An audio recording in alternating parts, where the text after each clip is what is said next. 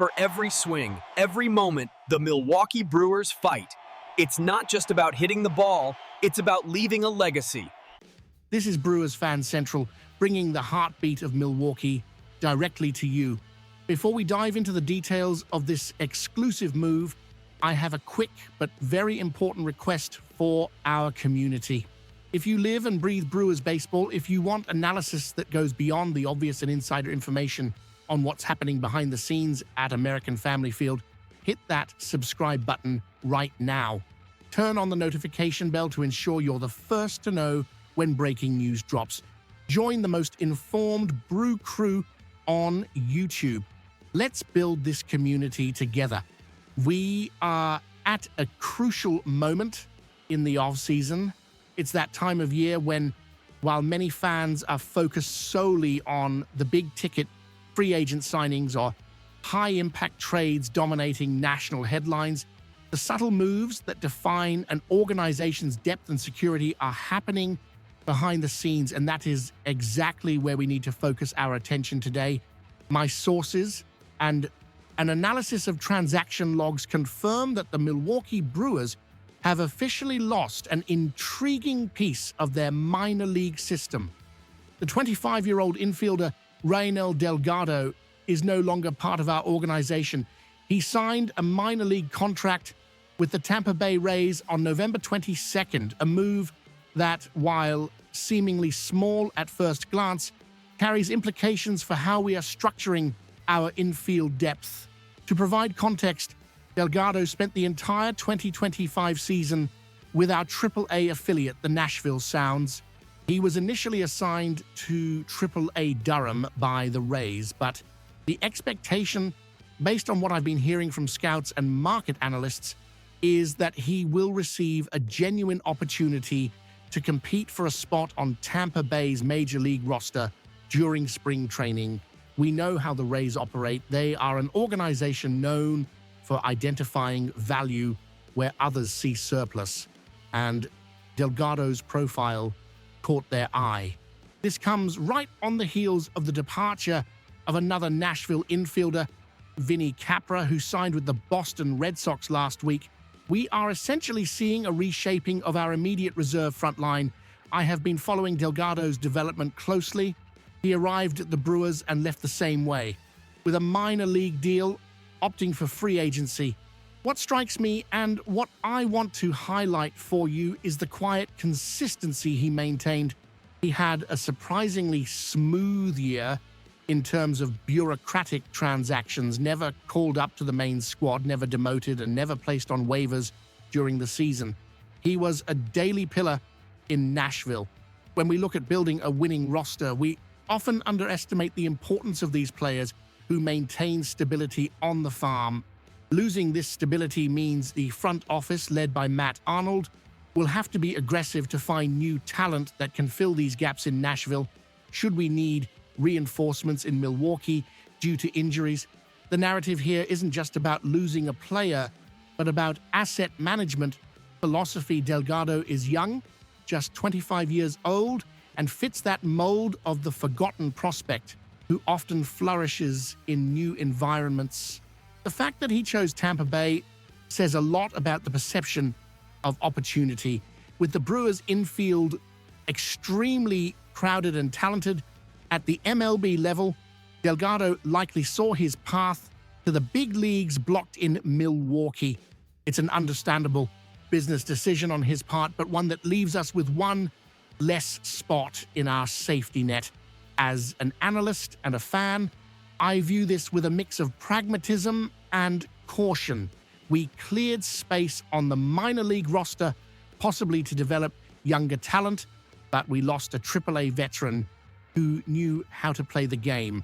Let's deepen the analysis with concrete data, because this is where the story gets interesting and where we understand the real value Delgado brought to the field. In 125 games for the Nashville Sounds this past season, Raynel Delgado posted a slash line of .281, 363 to 378. He racked up 116 hits, 5 home runs, and 53 RBIs, but the number that jumps off the page, and which certainly was the differentiator for the Tampa Bay Rays analytics department is the 40 stolen bases. We are talking about elite speed that can alter the pace of a game in modern baseball, with current rules encouraging aggressiveness on the base paths. Having a player capable of stealing 40 bases at the AAA level is a valuable asset. However, we need to be objective and understand why Milwaukee allowed this exit. The answer has a first and last name. Bryce Turang, our starting second baseman, already fulfills with excellence the role of an elite defender with disruptive speed on the bases. Turang isn't just the present, he is the future of the position in Milwaukee. Having Delgado in the system was a luxury, an insurance policy in case Turang got hurt, but keeping a 25-year-old player blocked in AAA for 3 consecutive seasons is not sustainable for the player or for club management. Delgado needed a path, and with Turang, Joey Ortiz, and others controlling the infield in Milwaukee, that path didn't exist here. Delgado's slugging percentage of .378 also tells us a story. He is not a power hitter. His 5 home runs in 125 games show that his game is based on contact and speed.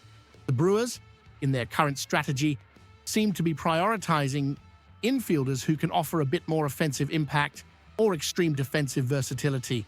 Although his on-base percentage, OBP, of .363 is very solid and shows he has discipline at the plate, the lack of power may have been the deciding factor for management not making a bigger effort to retain him. Now, looking at the immediate future, it is interesting to note that we lost Delgado to the American League. If he breaks out and becomes a consistent starter for the Rays, which, knowing Tampa's player development history, is a real possibility, at least he won't be haunting us within the National League Central. The Rays have a history of transforming players, with Delgado's profile, into useful platoon pieces or super utility reserves. For us Brewers fans, this serves as a reminder that our minor league system is deep, but it is also a living ecosystem where talent needs to flow. Delgado's departure also raises questions about the market. With the loss of 2 AAA infielders in 1 week, Capra and Delgado, expect the Brewers to make low-risk moves in the coming weeks to restock this inventory. Don't be surprised if we see some signings of veterans with invitations to spring training soon. Furthermore, there are rumors circulating, and this is something I am monitoring closely, that the Brewers might be looking to bolster other areas, perhaps using financial flexibility to pursue pitchers should the whispers regarding trades involving Freddie Peralta gain traction. Delgado's exit is a small piece in a much larger and more complex puzzle that Matt Arnold is assembling for 2026. In summary, losing Raynel Delgado to the Tampa Bay Rays isn't a disaster that will sink our season, but it is a reminder of the importance of roster depth. We lost a player with elite speed, 40 stolen bases, and plate discipline, a profile that always finds a place in MLB. However, with the consolidation of Bryce Turang and the logjam in our infield, this was a calculated and necessary move for both parties.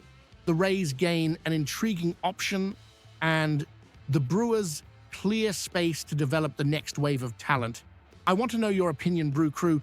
Do you think the Brewers should have done more to keep Delgado as a safety option for the infield, considering his speed, or do you trust that our younger prospects can fill this gap immediately? Leave your answer in the comments below. I want to see a high-level debate, and don't forget, for quick, in-depth, and honest analysis on every move by the Milwaukee Brewers, subscribe to the channel now. Don't miss a single detail of our journey toward the title. I'll see you in the next video.